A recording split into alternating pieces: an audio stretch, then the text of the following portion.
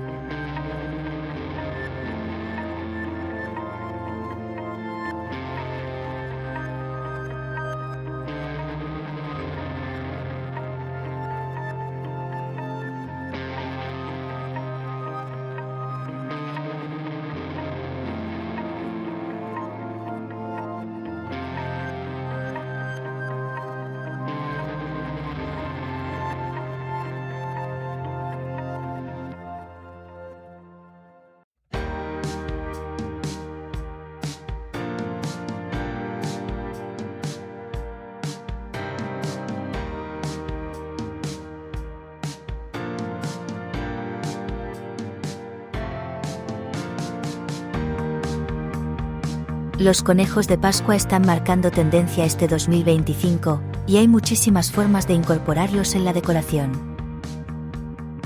¿Cuál fue tu idea favorita? Déjamelo en los comentarios. Y si quieres más inspiración para decorar tu hogar, suscríbete a Deco y Hogar. Nos vemos en el próximo vídeo.